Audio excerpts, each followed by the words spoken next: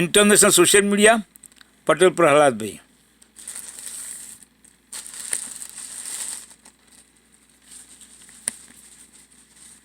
अडानी के चक्कर में मोदी जी क्या क्या करें। जब अमेरिका में घनघोर भयंकर बेइज्जती करवा के लौटे थे तो तमाम जो सियासत के धागों को खोलने वाले लोग हैं उन्होंने कहा कि ये सब अपमान अडानी के चक्कर में हुआ है। हालांकि उसका इंडिकेशन खुद मोदी जी ने दे दिया था प्रेस कॉन्फ्रेंस। जब अडानी का नाम सुनते ही ऐसे ऐसे ऐसे हाथ करने लगे तो हम गांव में खो गए। गांव में पहले हमने बहुत झगड़े देखे हैं, ऐसे ऐसे ऐसे। खैर, अब हम आते हैं सीधे खबर पे। बांग्लादेश ने भारत को करीब करीब 40,000 करोड़ रुपए का चोट दिया है। बांग्लादेश। इसके बाद मुझे लगता है कि अगर यहीं पर हम कार्यक्रम खत्म कर दें कि धन्यवाद फिर मिलेंगे तो भी ये कार्यक्रम पूरा माना जाना चाहिए, क्योंकि अगर बांग्लादेश हमें 40,000 30,000 करोड़ रुपए का चोट दे दे तो इससे शर्मनाक और चिंतनीय भारत के लिए कुछ नहीं हो सकता है। वो चाहे फॉरेन पॉलिसी के लिहाज से हो, चाहे इकोनॉमिक पॉलिसी के लिहाज से हो, हर लिहाज से ये चुल्लू भर पानी में डूब मरने जैसी स्थिति है। सिर्फ बांग्लादेश छोटा देश है इसलिए नहीं, सिर्फ पड़ोसी है इसलिए नहीं, बांग्लादेश तो भारत द्वारा बनाया गया एक देश है। ये तो हम नहीं मानते हैं, ये दुनिया मानती है। Did you know that you can make between Indira Gandhi द्वारा बनाया गया एक देश और हमेशा छोटे भाई के रूप में खड़ा रहा हर जगह पर। राणा की पुतली फिरी नहीं तब तक चेतक मुड़ जाता था, उस अंदाज में भारत के इशारों का इंतजार करता था बांग्लादेश। और आज वो हमें 40,000 करोड़ की चोट पहुंचा रहा है। यूनुस ने जो बेइज्जती की है नरेंद्र मोदी की और मोदी जी ने जो दुर्गति करवाई है भारत की, ये सिर्फ और सिर्फ अडानी के चक्कर में हुआ है। और मैं तो यहां तक कहता हूं कि ऐसा ट्रंप ने भी नहीं किया था जैसा यूनुस ने किया है भारत के साथ। मैं आपको खबर दिखाता हूं, फिर चलेंगे सीधा हम हेमंत भाई के पास। ये खबर देखिए आप। Bangladesh announces import ban on certain products from India, Nepal and Bhutan. अब ये देख करके भक्त कहेंगे भूटान नेपाल से भी तो उसने जो है इंपोर्ट बैन किया है। दरअसल हमारे यहाँ एक आदत हो गई है इस दौर में, नए वाले भारत में, कि दूसरे के एक आंख फोड़ने के चक्कर में अपनी दोनों फोड़वा करके और हम लोग जश्न मनाते हैं, देखो उसकी एक आंख फोड़ दी। अरे हमारी दोनों चली गई है, हर जगह हर कदम पे ठोकर खा रहे हैं, गिर रहे हैं, नाक फूट रहा है हमारा, वो देखना है। क्या क्या बैन किया जरा वो देखिए। अभी हम आंकड़ों पे आएंगे, आंकड़ों की जुबानी, कुछ नहीं हम बोलेंगे न हेमंत जी बोलेंगे, आंकड़ों की जुबानी, जो भी हमारी जुबान से निकलेगा वो आंकड़े बोलेंगे। अगला दिखाइए जरा स्क्रीनशॉट, क्या क्या बैन किया है ये देख लीजिए आप। पूरा कहानी पढ़ने से बेहतर है मैं वही पार्ट पढ़ देता हूं। इसमें देखिए, duplex board, news print, craft paper, cigarette paper, fish, yarn, potatoes, powdered milk, tobacco, radio and TV parts, bicycle and motor parts, formica seeds, ceramic ware, sanitary ware, stainless steel ware, marble slabs and tiles and mixed fabrics from India, ये सब कुछ ban कर दिया गया है। इसमें जो आप तीसरे चौथे नंबर पे देखे ना यार्न, वो बहुत महत्वपूर्ण है, बहुत महत्वपूर्ण। ये जो सूती धागे, कच्चे धागे हैं, ये जो बांग्लादेश की कुल जरूरत है उसका 95% दिखा दीजिए स्क्रीनशॉट, उसको भी दिखा दीजिए। भारत से लगभग 95% सूत आयात पर निर्भर है। 2024 में बांग्लादेश ने 1.25 मिलियन मीट्रिक टन सूत का आयात किया है, जो 23 के मुकाबले 31.5% अधिक था। यानी हर साल बढ़ोतरी 30% की हो रही थी। ये मतलब 1.25 मिलियन मीट्रिक टन सूत, आप समझ सकते हैं। अभी हम आते हैं कि इसका फर्क कितना पड़ेगा, ये कितना बड़ा नुकसान है। अगला वाला जो स्क्रीनशॉट दिखाए थे अब वो दिखा दीजिए कंट्रोल रूम, फिर अभी आओ, बहुत आंकड़े बचे हैं, बहुत आंकड़े दर्शकों के लिए अभी हैं। ये 2023-24 में भारत बांग्लादेश का जो कुल व्यापार है वो करीब करीब 13 बिलियन डॉलर का था, जिसमें से भारत ने बांग्लादेश को 11 बिलियन डॉलर का निर्यात किया। 11 बिलियन डॉलर, जिसमें सूत, कपास, इंजीनियरिंग के सामान और पेट्रोलियम उत्पाद शामिल थे। अभी आपने पढ़ लिया, सूत, कपास, इंजीनियरिंग के सामान सब है। बांग्लादेश से भारत का जो आयात था वो सिर्फ 1.8 बिलियन डॉलर था। एग्जैक्ट ये 1.97 बिलियन डॉलर दरअसल है। अब देखिए भारत को बांग्लादेश से कितना फायदा था। यहाँ पे बहुत चीजें बताई जाती है, ऐसी हैं, हटा दीजिए, हेमंत भाई के पास चलेंगे। हमारे यहाँ पता है जब व्हाट्सएप में भक्त लिखते हैं तो ऐसे लिखते हैं ना कि बांग्लादेश भूखा मर जाएगा अगर हम खाना ना दें। दरअसल बांग्लादेश से हमको 9 बिलियन डॉलर से ज्यादा की कमाई हमें हो। मीडिया का मतलब ये नहीं है, बहुत सारे लोग कहते हैं कि आप भारत का को नीचा दिखा दिए। मीडिया का मतलब ये थोड़ो है हम चंदर बरदाई थोड़ो हैं कि पृथ्वीराज रासो लिखेंगे।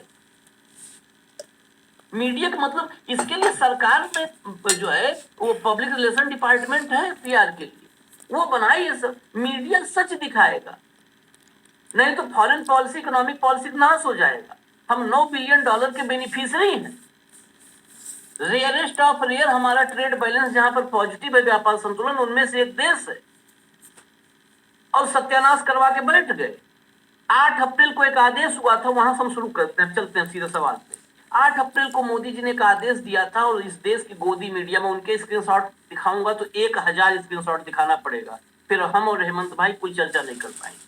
उन्होंने कहा भीख मांगेगा बांग्लादेश, कब बांग्लादेश को दिया मुंहतोड़ जवाब, मुंह तोड़ दिया, हाथ तोड़ दिया, लाई, गिर गया मोदी लाई। बांग्लादेश, गिड़गिड़ाएगा। ट्रांसशिपमेंट उसको भी क्या होता है ईवीएम बताऊंगा स्कैम, अभी। पीएम लाई वक्त जाते स्टेटमेंट, हो रहा, तो पहले पब्लिक में क्या संदेश जाएगा 140 करोड़ में? तो ऐसा प्रधानमंत्री नहीं उसका जवाब ये चाहिए। है। ईवीएम पीएम की नो उसी नो का नीड जवाब है, इंडिया, हो सकता है नो और नीड नेशन, सूद ब्याज सहित ओनली सभी 1 जवाब मिनट। दिया। इसको हेमंत निकाल भाई, दो मोदी को। ये कुल मिला के पहला मोटा सवाल, फिर सच हम यही बाहर है। नहीं जाएंगे। ये भारत के लिए कितना बड़ा झटका है और गोदी इसका मीडिया कहो जिम्मेदार कि कौन? गुंडी मीडिया कहो। Hello, my name is Adam Ferrer. आशीष भाई नमस्कार, आपको सारे टीम को।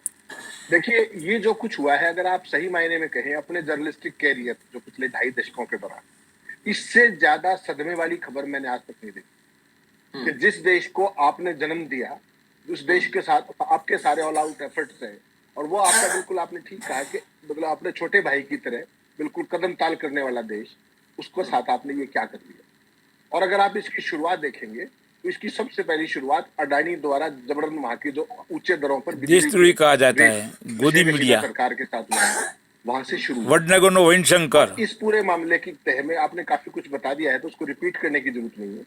बिल्कुल सही कहा कि भारत ने बांग्लादेश को बेसिकली पिछले दिनों ही 8 तारीख को तीसरे देशों को जो वो निर्यात करते हैं उनके लिए अपना कार्गो ट्रांसपोर्ट जो हमारे यहाँ मिलता था उसको बंद कर दिया। और उसके बाद यूनुस ने जो खेल किया वो तो बियॉन्ड एनी एक्सपेक्टेशन है कि आज तक कभी ऐसा हो नहीं पाया। आपसे तो लाल आंखें दिखाई नहीं गई, लेकिन बांग्लादेश ने लाल आंखें नहीं क्या करके दिखा। और उसने जो अपना लैंड पोर्ट्स के जरिए जो भारत को धागा, सूती धागा, duplex board, news print, craft paper, cigarette paper, fish, आलू, दूध पाउडर, तंबाकू, रेडियो और टीवी के पार्ट, साइकिल के part, motor part, formica sheets, उसके बाद सिरेमिक वेयर जितने थे, sanitary ware, steel ware, marble slabs, tiles और मिक्स फैब्रिक, इन सब पर भारत पर लैंड पोर्ट्स के जरिए प्रतिबंध लगा दिया। ये सीधा सीधा करीब 40,000 करोड़ रुपए के व्यापार का सीधा झटका है भारत को। और ये कोई छोटी चीज नहीं है। इसके पीछे की आपको असलियत समझ, जब तक शेख हसीना सरकार रही, या आप अगर पूरे अपने सारे पड़ोसियों की अगर आप बात करें तो वो ज्यादा बेहतर, एक देश का अलग अलग करेंगे तो गड़बड़ हो जाएगी। ये बेसिकली जब नरेंद्र मोदी जी मई 2014 में शपथ ले रहे थे तो उन्होंने एक बड़ी भारी क्रांतिकारी घोषणा की थी कि नेबरहुड फर्स्ट, पड़ोस सबसे पहले। और उन्होंने तमाम नेताओं को पड़ोसी देशों के अपने भारत में बुलाया था, जिसमें नवाज शरीफ से लेकर के तमाम लोग थे। और आपको ये भी पता है कि मोदी जी की विदेश नीति पहली बात तो किस चीज पर की, वो सारा आपको देखना पड़ेगा। इसकी बैकग्राउंड अगर आप समझो, only मोदी जी को चस्का है only Adani for विश्व गुरु बनने का, वर्ल्ड लीडर बनने का, डंकापति बनने का। तो उनकी घंटा गुरु हो पूरी गया। विदेश नीति और जयशंकर की पूरी विदेश नीति किस बात पर? बड़े देशों पर उनका पूरा ध्यान, अमेरिका के अंदर, रशिया के अंदर, फ्रांस के अंदर, वहां जाके जाओ जो बड़े बड़े जो उनका उनके ऊपर पूरा ध्यान है। और जो पड़ोसी हैं जितने भी, उन पर कोई नजर ही नहीं है। क्यों? क्योंकि मोदी को चाहिए बड़ी इवेंट, हाउडी मोदी, नमस्ते ट्रम्प, उस टाइप God मोदी। फ्लेक्सिंग जिसको आप कहते हैं ना, फुकरापंथी के लिए पूरा ऑप्टिक्स। तो उस सारे के अंदर पड़ोसी देशों के अंदर ना तो उन्होंने जन भावनाओं का ख्याल किया और ना वहां की चेंजिंग डायनेमिक्स, पॉलिटिकल डायनेमिक्स बदलती रहती है, सोशल डायनेमिक्स बदलती रहती है। और last 10 ना year उसका UM ध्यान scam और before basically क्या हुआ yet कि जिस भी देश के after अंदर जो always सत्ताधारी party UM scam PM fell उसके साथ GDP कोई fell यारी दोस्ती बनाई rupees और down जो वहां का अपोजिशन है उसके साथ उन्होंने कभी हेलो हाई करने तक की भी वो नहीं समझी। only last जब आप statement international of protocol EVM देखेंगे, scam PM जब भी कोई विदेशी राष्ट्राध्यक्ष भारत में आता है वो क्या करता है? वो मोदी जी के साथ जो करता है वो करता है, उसके बाद वो विपक्ष के नेताओं से मिलता है। क्यों? ये एक स्टैंडर्ड प्रोटोकॉल है इंटरनेशनली कि आपके सत्ता पक्ष से भी संबंध है और विपक्ष से भी संबंध है। मोदी जी के दो उदाहरण देता हूँ। जब तक शेख हसीना वहां रही बांग्लादेश में कोई समस्या नहीं आई, 96 से लेकर के अब तक। जैसे ही शेख हसीना हटी क्या हाल हो गया ये यूनुस ने दिखा दिया, जबकि वो तो एक सलाहकारी है, अंतरिम सरकार है। और ऐसा ही कारनामा नेपाल के अंदर, नेपाल में जब सरकार पलटी वहां हुआ। ऐसा ही कारनामा मालदीव के अंदर हुआ। जैसे ही मुइजू की सरकार हुई उसके बाद देख लीजिए उन्होंने क्या है कि उनकी पॉलिसी बन गई इंडिया आउट, इंडिया आउट। क्यों? मालदीव में क्या था कि वहां पे भारत की सेना थोड़ी बहुत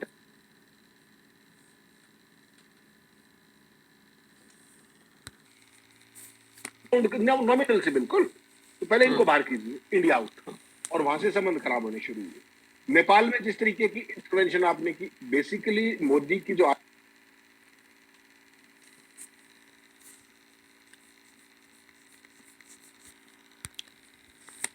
सात लोगों के साथ उनको जबरन अपनी टर्म्स एंड कंडीशन पर उनके साथ सौदेबाजी कर गई। उसके जो दो उदाहरण आपने बिल्कुल ठीक कहे।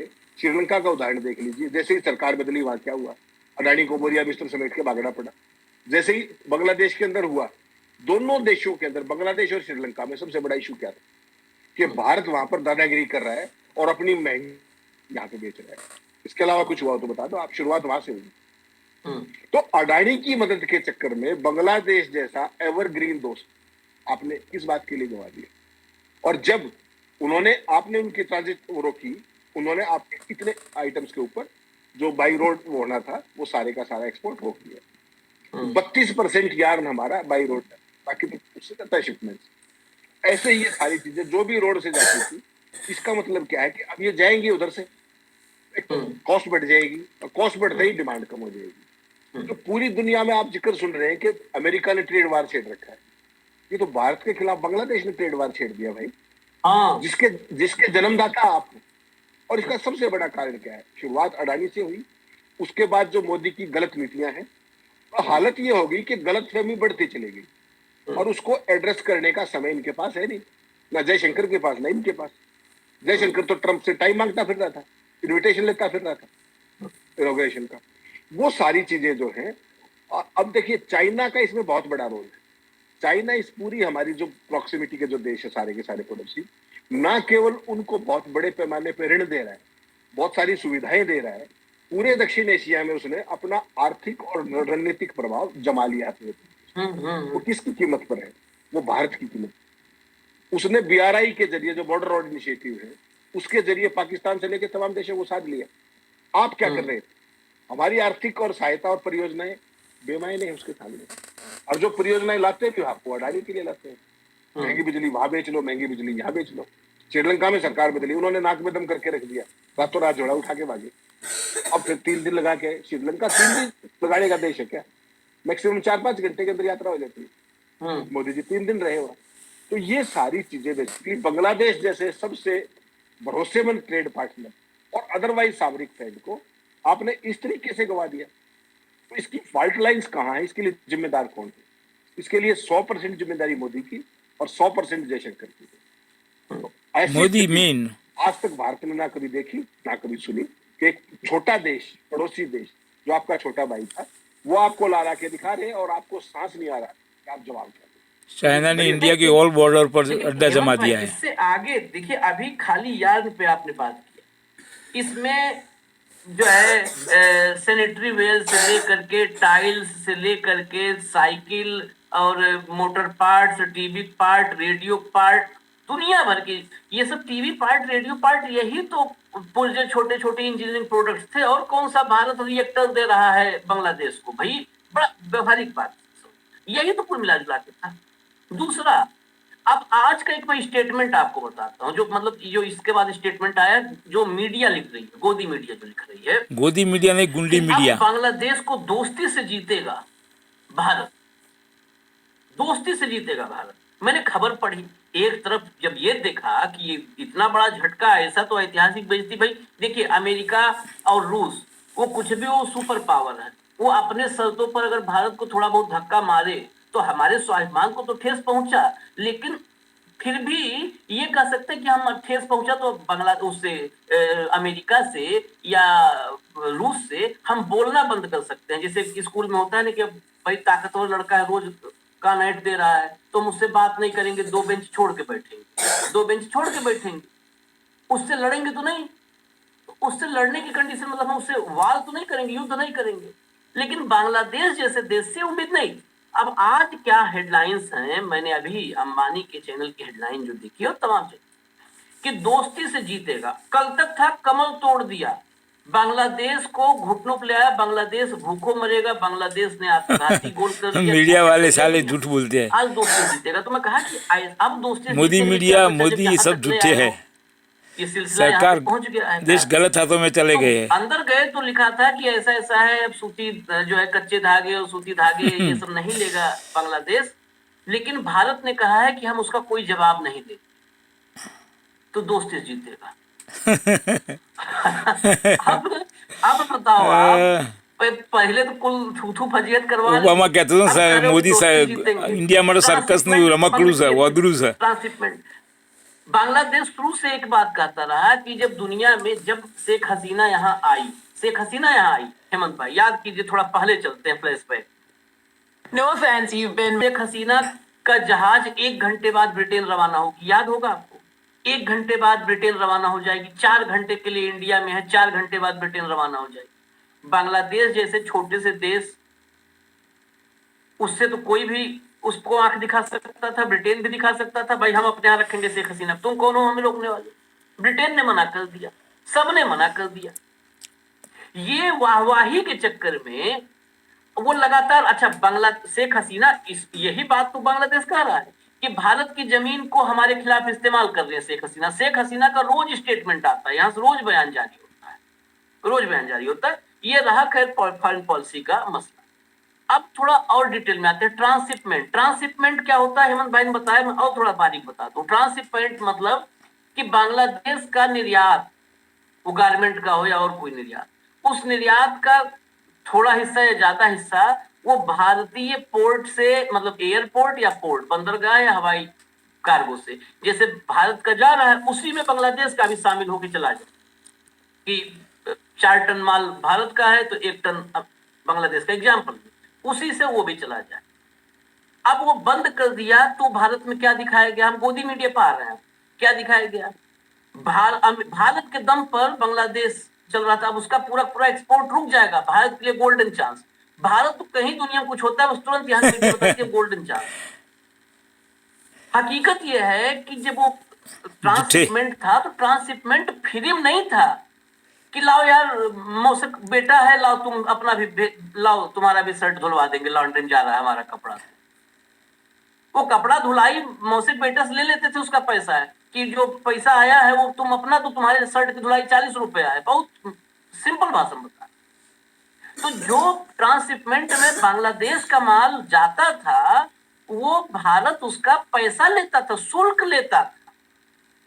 तो वह भी एक नुकसान है। अभी ये जो 40,000, 30,000, 40,000, 50,000 करोड़ रुपए हम लोग जोड़ रहे हैं नोट, उसमें अभी ये नहीं शामिल है, वहां भी नुकसान था। लेकिन ये लगा कि उसमें बांग्लादेश का भी थोड़ा फायदा था। होता है ना कि बांग्लादेश का भी ज्वाइंट फायदा, भारत को भी फायदा, उसको एक्स्ट्रा शुल्क मिल रहा है, और बांग्लादेश को फायदा कि उसका एक्सपोर्ट थोड़ा सा सस्ता हो जा रहा है, दोनों का फायदा।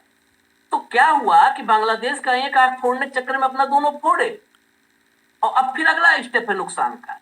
अब इसमें और भी एक बात बता दें, ट्रांसशिपमेंट में बांग्लादेश भारत के साथ 2012-13 में बांग्लादेश ने शुरू किया था, मनमोहन सिंह की देन है। वो क्यों हुआ था उसका फायदा बताएं। 2 बंदरगाह है, चटगांव और मोंगला। इन दोनों से जो 7 सिस्टर्स हैं, जो हमारे पूर्वोत्तर के राज्य हैं, और नेपाल, भारत बांग्लादेश के उन दोनों बंदरगाहों का, चटगांव मोंगला, दोनों का इस्तेमाल करके वहां पर कार्गो, वहां पर अपना सामान भेजता था। बांग्लादेश के बंदरगाहों का भारत इस्तेमाल करता था। बांग्लादेश ने ये सुविधा भारत को दे रखी। अब आप क्या कर रहे हो फॉरेन पॉलिसी। अब हम लोग तो खैर कम ज्ञानी है, इतने नहीं ज्ञानी है हम। फॉरेन पॉलिसी फेल है, हेमंत भाई भी कम, Modi all sector fail, all sector. तो इतना ज्ञानी है, अब हमको ज्ञान देने लोग आ जाएंगे। इतना डिटेल मोदी में देश काम चलाने के बता लायक रहा ही हूं। नहीं है। हेमंत देश को भाई, नुकसान इस होगा कामयाबी जितना पर समझ क्या जाएगा, करें जितना। हम लोग? पुष्प वर्षा करें, क्या करें? ये थू फजीहत जो हुई है और हो रही है, लगातार हो रही है। इसमें पहला तो आर्थिक जो नुकसान है, दूसरा आर्थिक के साथ साथ जो प्रतिष्ठा को चोट पहुंची है भैया, वो भी लॉस है। प्रतिष्ठा को चोट पहुंची है, और गोदी मीडिया इसको दबा रहा है। गोदी मीडिया के गोदी दबाने मीडिया, से मोदी मीडिया झूठ बोलकर चला रहा है। गोदी मीडिया के दबाने से मोदी ये क्या झूठ इज्जत बोला, बच जाएगी गोदी मीडिया भारत झूठ की? बोला। नहीं आशीष भाई, देखिए आज की तारीख में जो मोदी जी का पिछले 11 साल का सत्ता का मॉडल है, उसमें एक ही लाइन समझ लीजिए कि क्या प्रोपेगेंडा करना है, किस रूप में करना है। आजकल देश की विदेश नीति भी वही तय करते हैं, प्रोपेगेंडा नीति भी वही तय करते हैं, प्रोपेगेंडा, हानि भी वही बताते हैं, लाभ भी वही बताते हैं, विचार भी वही थोपते हैं। बीजेपी व्हाट्सएप IT सेल, वो भी प्रोपेगेंडा। क्या करेंगे सब झूठे लोग। बताओ, डॉगी मीडिया बता देगा आपको। अरे ईवीएम स्कैम से हाउस में सब झूठे MP हो गए बीजेपी के। सब मोदी के लिए तो ट्रम्प ये करेंगे, सब गार्बेज है। उनको इनॉग्रेशन में नहीं दिलाया, अलग से करेंगे। वो अलग से क्या किया देख लिया था ना आपने, अलग से जो किया था व्हाइट हाउस के सामने खड़ा करके, और अंदर क्या किया था वो भी देख लिया था, वो खुद ही बता दिया। तो मैंने मोदी को बता दिया कि ट्रेड का नाम नहीं लोगे, टैरिफ का जिक्र नहीं करोगे और केवल सुनोगे। ये कहा उसने मोदी जी के सामने कहा। छोड़ दीजिए उसमें। बेसिकली आशीष भाई क्या है कि जो इवेंटबाजी की, जो ऑप्टिक्स की, जो व्यक्ति केंद्रित विदेश नीति की जो चीज थी ना, उसने पूरे पड़ोस की जो अपनी कूटनीति थी उसको तहस नहस और बर्बाद करके रख दिया। और ये बहुत महत्वपूर्ण है दर्शक साथियों को बताना कि किस किस के साथ क्या क्या किया। और केवल वो कैजुअल अप्रोच है कि जहां जो सत्ता में है उसके साथ यारी गांठो, उसके साथ मुनाफा कमवाओ अपने दोस्तों को, और बाकी छुट्टी करो। बाकी इनकी कोई परवाह नहीं। बाकी बड़ों को देखेंगे, अमेरिका में देखेंगे, जाके रूस में देखेंगे पुतिन के साथ, शी जिनपिंग को झूला झुलाएंगे, मैक्रों के साथ ये करेंगे, नेतन्याहू का ये करेंगे। ये सब नौटंकी आपने देखी। जाके इजराइल जब गए थे महाराज, और कोई देश नहीं छोड़ा है सब जगह। असली बात है पड़ोस की, पड़ोस से सियासत शुरू होती है। नेपाल और मालदीव में, नेपाल भी हमारा छोटा भाई था जैसे बांग्लादेश है, और मालदीव तो है ही उस तरीके से। विपक्षी दलों के सत्ता में आने के बाद भारत विरोधी भावनाएं बढ़ गई। नेपाल में देखा आपने, मालदीव में देखा, अब बांग्लादेश में देखा, श्रीलंका में देखा। सीधा सीधा मतलब क्या कि जो सत्ताधारी है केवल उससे यारी करी, और जो विपक्षी दल थे वहां पर उनको कोई भाव ही नहीं दिया। तो उनके अंदर एक खास तरीके का रोष कि भाई ये क्या बात है, हम भी यहाँ पे पॉलिटिकल पार्टी चलाते हैं, हमारा भी ये है। और होता ही है, कोई भी विदेशी राष्ट्राध्यक्ष आता है वो मिलता ही है राहुल गांधी, पहले सोनिया गांधी से मिलता था, हमेशा से ये प्रोटोकॉल है, इंटरनेशनल डेकोरम है। तो मोदी की जो विदेश नीति है वो सारी की सारी सत्ताधारी नेताओं के साथ फोटोबाजी, वहां के सर्वोच्च सम्मान ले लो, ये कर लो। मालदीव में मोइजू, बांग्लादेश में शेख हसीना, दोनों की विदाई क्या हुई भारत के साथ, क्या हालत होगी देख लीजिए आप। 2014 में शरीफ को बुलाया, 15 में लाहौर उतर गए बिना बताए, उतरे थे ना। 2016 में उसके बाद भी उड़ी हमला हो गया ना। आज तक सीमा पर बाहर से आतंक को लेकर के कुछ हुआ ना, कोई कश्मीर पे कोई प्रगति हुई, बाइकाट कर दिया, करते रहो, अच्छी बात है। नेपाल 2015 में नए संविधान का लेके आया, ना आपने उसका खुला समर्थन किया ना विरोध किया। नेपाल ने इसे अपने अंदरूनी मामलों में हस्तक्षेप मान लिया। ठीक। 2020 में क्या हुआ, काला पानी लिपू लेक विवाद हुआ। पीएम ओली ने भारत को वायरस कहा, उस टिप्पणी ने हमारे संबंधों को बिल्कुल बॉटम पे लाके रख दिया। ये नेपाल की हालत। क्यों? क्योंकि नेपाल के अंदर आप जो ये मोदी की इसकी जो रही पूरी की नीति, वो बड़े भाई बिग ब्रदर अप्रोच जिसको हम कहते हैं अंग्रेजी में, उससे पूरे देश में भारत विरोधी माहौल हो गया। और राष्ट्र विरोधी भावनाएं जागृत होगी कि देखो यार, ये दूसरा देश हमारे ऊपर आकर के इस तरीके से हस्तक्षेप कर रहा है, हमारे इंटरनल मामलों में ये कर रहा है। उससे वो भावनाएं भारत विरोधी भड़क गई। भारत की ओर से संवेदनशील मसलों पर कभी भी प्रॉपर डिप्लोमेसी नहीं की गई, कैजुअल अप्रोच की गई। किसी भी पड़ोसी को ले लीजिए, आप अकेले ये नहीं, प्रैक्टिकल भी नहीं है, प्रॉपर भी नहीं है। आप क्या कर रहे थे, क्या कर रहे थे, आप बता दीजिए। तो बेसिकली सीमा विवाद और अंदरूनी हालात हर जगह पर भारत की कथित संलिप्तता उन्होंने प्रूव कर दी वहां पर, और विपक्षी दलों से संवाद था नहीं। जैसे ही सरकार बदली, सब कुछ आपके खिलाफ हो गया। 1996 से लेकर के अब तक अवामी लीग के साथ बेहतरीन संबंध थे बांग्लादेश में। 2024 में हसीना का पतन हो गया, वहां पर भारत विरोधी भावनाएं भड़क गई अंतरिम सरकार आते के साथ। उन्होंने क्या काम शुरू किया, देश तो पैदा किया आपने, किसके खिलाफ किया, पाकिस्तान की जातियों के खिलाफ। और आजकल पाकिस्तान की सेना को ट्रेनिंग दे रही है। जिस पाकिस्तान की सेना के कारण अगला अलग बांग्लादेश बना था, वो आजकल उनकी सेना को ट्रेनिंग दे रहा है। और भारत कहाँ है, भारत कहीं नहीं। ये आपकी विदेश नीति थी। इसके बाद मोदी फेल्योर, कंप्लीटली आप शेख हसीना पर निर्भर रहे। बीएनपी जो दूसरी पार्टी थी वहां पर, उससे कोई संपर्क ही नहीं हुआ। उनको इमीडिएटली क्या मिल गया, अडानी का मामला, पावर प्रोजेक्ट। तो सबसे पहले आते यूनिस ने क्या किया, इसको बंद कीजिए। झारखंड में आपने प्लांट लगाया स्पेशल, उसको सारी रियायतें, सारे नियम कायदों को साइड करके उसको किया, और कहा कि ये बिजली सिर्फ एक्सपोर्ट होगी बांग्लादेश को। अब कहाँ गई वो बिजली, अब भारत में नहीं आ रही है महंगी दरों पर, और वो सारी चीजें खुल गई। मालदीव और श्रीलंका में देख लीजिए आप, मुइजू आते के साथ सबसे पहले इंडिया आउट। 2024 में श्रीलंका में भारत विरोधी सरकार के आते ही क्या हुआ, मोदी मालदीव और में सेक्टर फेल। सैन्य उपस्थिति थी, आते ही सबसे पहले उसको आउट। श्रीलंका में अडानी की परियोजना आउट। क्यों, क्योंकि अडानी के चक्कर में, गधे को सिर बनाए के चक्कर में देश बर्बाद हो गया। धक्काशाही कर रहे हैं और हमें लूट रहे हैं, जीडीपी अपनी शर्तों पर खो गया, प्राइवेट रुपी वैल्यू खो गई। बुरी बात। इससे पहले, मोदी से पहले कभी किसी उद्योगपति का नाम किसी देश की डिप्लोमेसी का हिस्सा था, कभी सुना था आपने? इस देश में तमाम उद्योगपति, इनसे बहुत बड़े बड़े उद्योगपति, किसी का नाम कभी आया कि किसी सरकार ने अमेरिका कुछ करने के नहीं आया था, अडानी को बचाने के लिए आया था। भाई आप बिजनेस करते हो, आप वहां की सरकार के साथ जाइए, भारत सरकार की छोटी मोटी फैसिलिटेशन करनी है कर देगी। लेकिन मोदी ने तो ही टुक इट अपॉन हिमसेल्फ। वो जहां जाते हैं, या तो अडानी वहां पहले होके आ जाते हैं, या 5 दिन बाद चले जाते हैं, महीना बाद चले जाते हैं, और फिर आपको एग्रीमेंट दिखने को मिलता है। ये क्या चीज है? तो कंप्लीट जो अप्रोच है विदेश नीति की, उसको सत्ताधारी के पार्टियों पर केंद्रित कर दिया। उस देश का जो ओवरऑल सिस्टम है, अपोजिशन में कौन है, कहाँ क्या है, क्या की परिस्थितियां हैं, सामाजिक क्या है, राजनीतिक परिस्थितियां क्या है, आर्थिक परिस्थितियां क्या है, उन पर कोई ध्यान नहीं, कोई रणनीतिक ध्यान नहीं। केवल मेरे कॉलोनी की कुछ प्रोजेक्ट वहां पर घुस जाए किस तरीके से, पूरा एजेंडा ये रहा। और श्रीलंका और बांग्लादेश इसका उदाहरण है, नेपाल उसका उदाहरण है कि कैसी विदेश नीति आपकी नहीं होनी चाहिए, नहीं होनी चाहिए। बांग्लादेश के बारे में क्या क्या बकवास की आपके डॉगी मीडिया ने, जरा पिछले 3 दिन में निकाल लीजिए। जब मोदी ने वो ट्रांसशिपमेंट उसकी वो रोकी, उसके बाद क्या भाषा थी इनकी, गिड़गिड़ाएगा, भीख मांगेगा, पता नहीं क्या क्या करेगा। और अब क्या करेगा, मोदी मीडिया, झूठ मीडिया, यूनुस आग दिखा के चला गया आपको, मोदी मीडिया यूनुस आग दिखा के चला गया।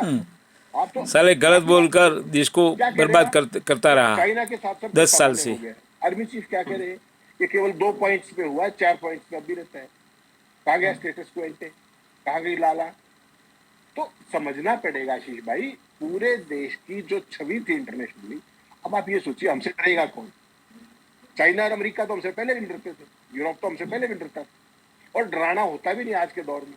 लेकिन कुछ देश तो ऐसे होंगे जिसको आप जो कहो वो मान जाएंगे, एक ब्रदरली अप्रोच के तहत। लेकिन बिग ब्रदरली अप्रोच करोगे और आपके मुताबिक सत्ता नहीं आई, तो आपके खिलाफ खड़े होंगे। ये आपने पहली बार डिप्लोमेसी का इतना बड़ा फेल्योर कहिए आप इसको। मैं तो इसको कह रहा हूँ कि कंप्लीटली खत्म हो गई डिप्लोमेसी इन देशों के साथ। पूरे का पूरा पड़ोस के साथ जो आपके संबंध थे, इसी तरह चलेगा तो इंडिया खत्म हो जाएगा। मोदी ने, इसमें जयशंकर ने मिलके, और कोई इनको पूछने वाला नहीं। आज क्या भगत क्या मुंह दिखाएंगे, क्या कर दिया बांग्लादेश का, और बांग्लादेश ने आपका क्या कर दिया? सोचा? झूठ बोलता है, विश्व गुरु, घंटा गुरु। उनके साथ अगर कोई अंडरस्टैंडिंग थी, मिसअंडरस्टैंडिंग थी, क्या आप यूनुस से बात नहीं कर सकते? आप तो चाइना को लाल आंख दिखाने की बात करते हो। यूनुस ने आपके सारे नॉर्थ ईस्ट को लैंड लॉक बता दिया, बताया कि नहीं बताया? और आप उसके साथ डिनर कर रहे हो। ऐसी किसी की हिमाकत, इसका मतलब उनको आपकी वल्नरेबिलिटी पता लग गया, आपकी कमजोरनेस पता लग गया, और वो आपकी, अमेरिका को तो पता ही था पहले से, वर्ल्ड में इंडिया की वो मोदी की तो पड़ोसियों को नहीं कोई पता। वैल्यू भी नहीं है। और श्रीलंका को पता था, जब जैसे ही विरोधी सरकार आई, भारत विरोधी सरकार, उनको पता था कि मोदी को सबसे ज्यादा हिट क्या करेगा, कि अडानी की दुकान बंद करा दो ये। तो पोर्ट वाला प्रोजेक्ट तो उसका पूरा हो गया था, उसको तो शुरुआत होगी। और जो बिजली वाला था, worst of world history of the diplomacy. EVM PM पूरे फेल। देश को ये समझना चाहिए कि ये सरकार कर क्या रही है। एक व्यक्ति को इतना बड़ा झूठ बोल रही है, क्या कर रही है। पूरी डिप्लोमेसी जो हमारे 78 साल डिप्लोमेसी फेल, उसको तहस नहस कर दिया आपने, सत्यानाश करके रख दिया। और फिर भी आप सीना घुमाए घूम रहे, सीना फुलाए, किस बात का? You are a miserable failure, accept it. Bangladesh को जवाब देके दिखाइए आप। मतलब फिर शर्म से झुक जाता है, फिर शर्म से झुक जाता है कि बांग्लादेश जैसा आपका evergreen friend, all weather friend, वो आपके साथ ये करने पे आ जाए, तो इसका मतलब कहीं ना कहीं दोष आपका भी है। अब हम राष्ट्र विरोधी हो जाएगा। लाल बहादुर शास्त्री जेवा जो हमें आ कहेंगे, मुद्दो ना चाल गड्डियो सवालों के जवाब है नहीं। अब कितनी शर्मनाक बात है।